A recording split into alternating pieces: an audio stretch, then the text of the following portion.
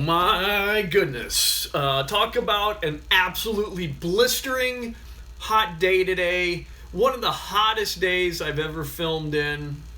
Hello, everybody. My name is Greg Underdahl with Angling Uploaded. Thanks for watching the video here. Thanks for coming here. We're going to talk about the day 4 of Major League Fishing's Heavy Hitters event on Lake Toho, the Bass Pro Tour. And today was day 2 of Group B's qualifying round. You may hear a storm. You might hear a crack of thunder here shortly. We have a storm outside every single day around this time. I'm filming this. It is a 3:17 Eastern time. Every day around this time, we have thunderstorms that boil up and they get really going this time of day. So today was absolutely brutal. I remember looking at the forecast this morning and just being kind of worried getting out on the water because forecasted to have very little wind and much more sunshine.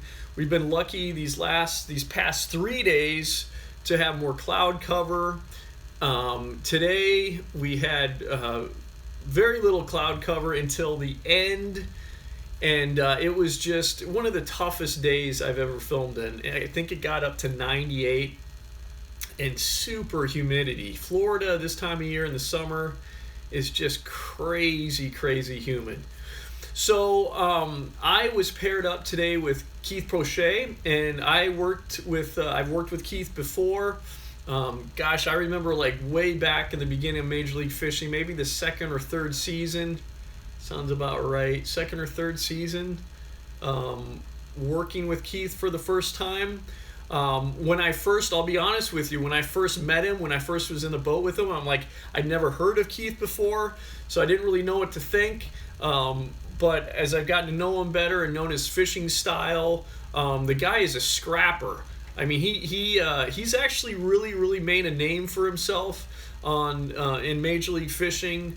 I know that he's a lot of fun to watch. I mean, he gets like he just kind of goes like full throttle, and he tries to get his boat and himself in places that other anglers don't go.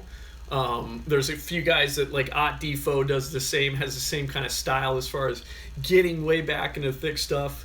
But it's Keith has his own kind of style of fishing that he just kind of, he has a what is the term, just send it kind of mentality, and he did the same thing today. But we'll get to that. I'll go through my notes here because, as I've said in the past, I have a terrible memory. Don't ask me why I have a terrible memory. It's a long story. But so Keith has got the only aluminum boat on tour. He's got a 19.5-foot Triton, and I was a little concerned about that. When I film, I'm in the back of the boat, and I didn't really know. I'm not familiar with Triton aluminum boats, and I didn't know how much room I would have, but had no issue, plenty of room. And then I was kind of concerned. Okay, well, I got room.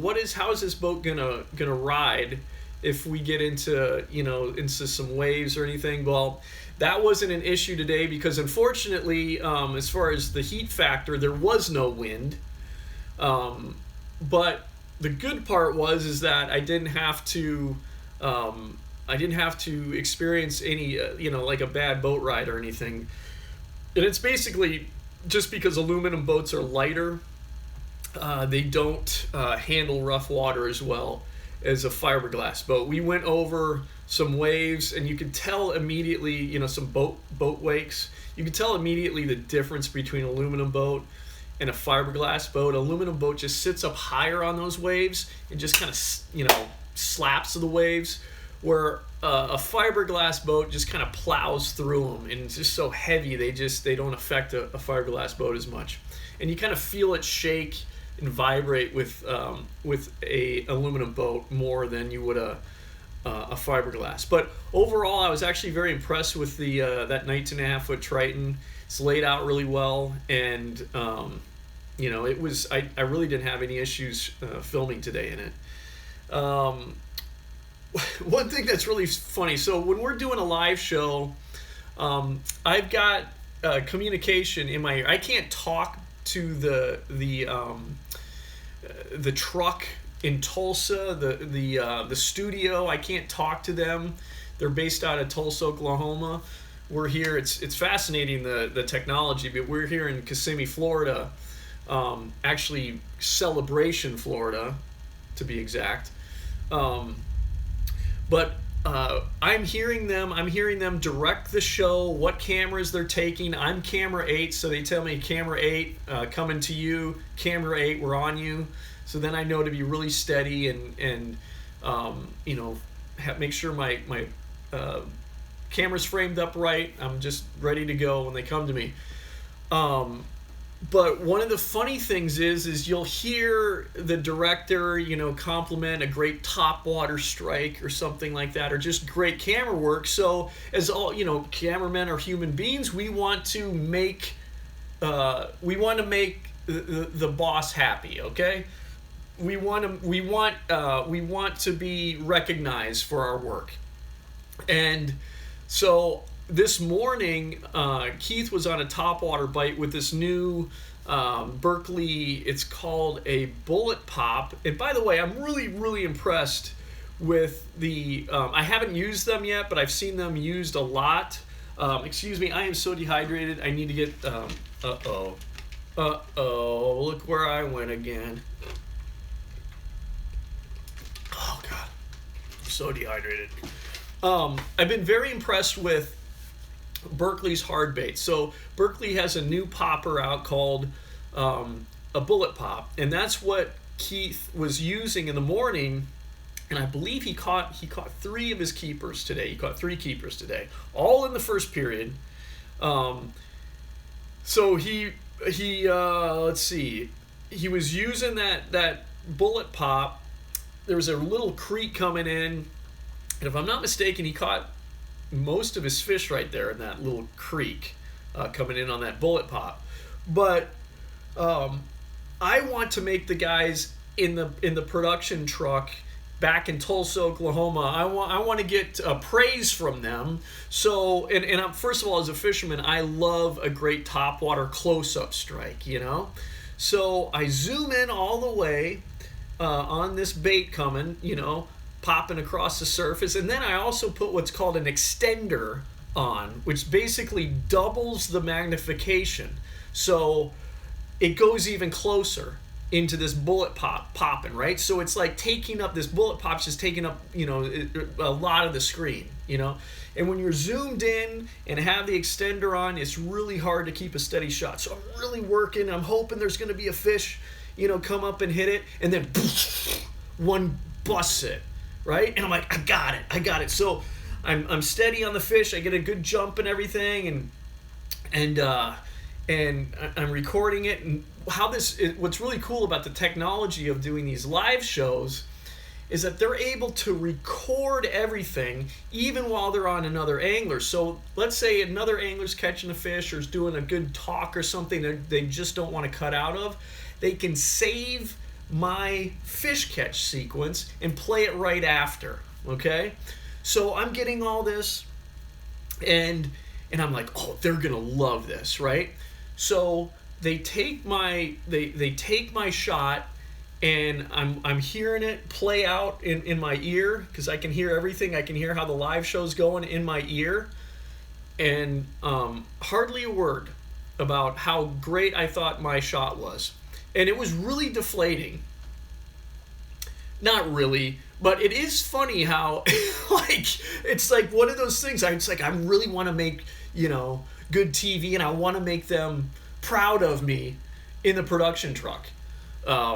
It's just one of those things I thought I'd share with you. It's just kind of stupid, but nonetheless, that's kind of how I operate out on the water. And not only do I know what I like in a bass fishing show. I grew up watching the Bassmasters with Bob Cobb way back in the day. I mean, I loved that show. It was a religious experience for me. So I know what to me makes for a great show, and that's what I'm trying to get. But I also like to hear it in the production truck that they like what I'm shooting. I just didn't get enough credit, I guess. So actually, I don't, I got plenty. I'm fine, I guess is what I'm trying to say. I'm over it. So Poche, what I was really impressed by is that area where he was fishing that bullet pop, he was really, really fishing thoroughly. So he caught the fish on the bullet pop, those active fish, but then he really slowed down, tried using a bait, I'm not exactly sure what it is, but he was fishing it like a speed worm, which is essentially like you're swimming a worm, but he's fishing more thoroughly and just covering that entire area where he caught his fish and all that, he was seeing fish activity.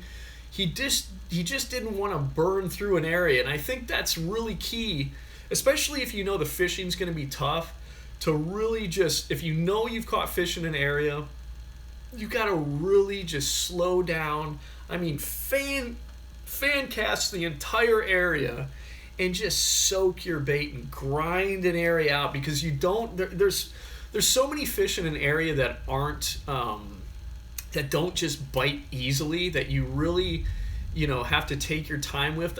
I've learned through filming so many bass tournaments that there's more fish in an area than you think, and so it's super important to it's great to try to catch the active fish first, but you also you want to just there's times when you really need to just thoroughly fish an area, especially if the bite is going to be tough. And Keith really did that. I was pretty impressed by that.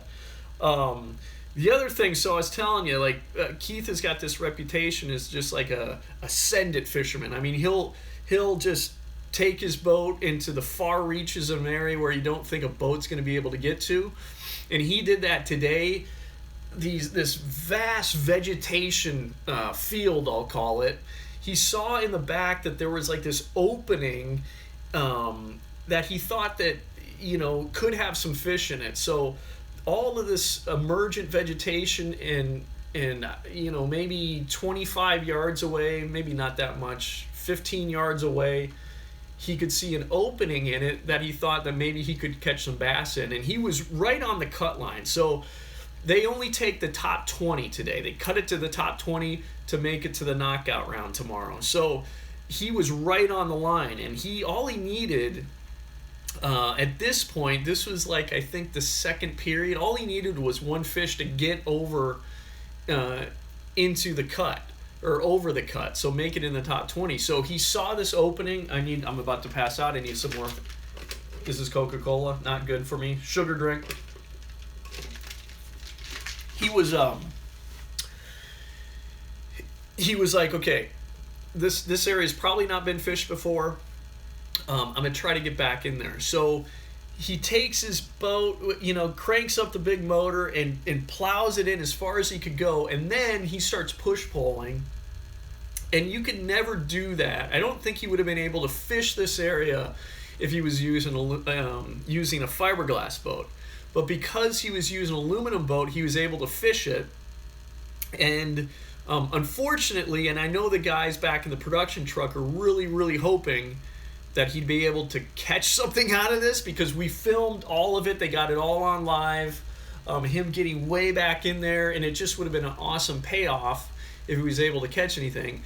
But unfortunately for Keith, the only fish that he was able to catch were the three. I believe he caught 3 fish this day. Today, he only caught them in the first period. He didn't catch a fish the second or the third period. So that was disappointing. I know he was very disappointed, but he was really busting his ass. I mean, he was going all over the place, and I mean, it wasn't for lack of trying. I mean, he was really, really working hard in incredibly oppressive heat. We went offshore for a while, on this massive grass bed, and there was other anglers fishing it. Wasn't able to get anything out there, but it was so freaking hot out there. I mean, it got up to 98 today. Definitely one of the hottest days I've ever filmed in. Very little heat, or very little wind. I mean, very little wind. And there was times when the sun would just come out in full blaring, and I mean, it was pretty terrible. So if you're thinking you think this job is glamorous, granted, I love what I do, but there are times when it's like, oh my God, it's like you begin to question your sanity, really. Let's see here. I don't want to forget anything.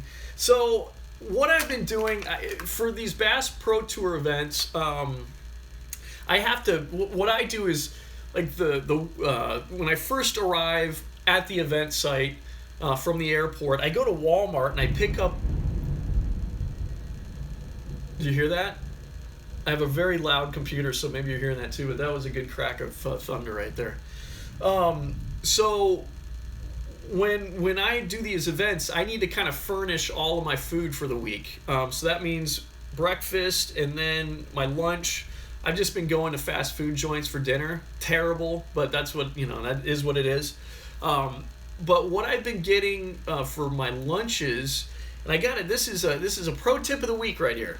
All right, I'm loving these things. So I've been getting these. I'm not, obviously I'm not sponsored or anything. I'm unsponsorable. But these are made by Oscar Mayer. They're called portable protein packs. Protein plates. This one's a turkey, almonds, Monterey Jack, and yogurt-covered blueberries. I gotta tell you, it's like these were made for camera guys and just fishermen in general. They're super easy. They're good for you, and it's just like if you're like I am, when I'm out fishing, I don't want to spend a lot of time eating. I just want to have something. Also, I don't want to make a lunch. I want to grab something easy, put it in the cooler, and these things are like made for fishermen and camera guys filming for the Bass Pro Tour. Look at that. That's the deal right there. I love these things. Super easy. I thought I'd share that. I mean, I thought you'd like that. I don't know. I mean, I need more Coca-Cola. All right, so tomorrow, knockout round. Only the 8 advance to the championship, and this is when it kind of gets really crazy, really hairy. You see people just losing their minds. There's so much stress on them to get into that top 8, and so for the final championship, only the 10 move on, and it's cool. The winner of Group A qualifying and the winner of Group B qualifying just move directly on to the championship. So we only take the top 8 tomorrow.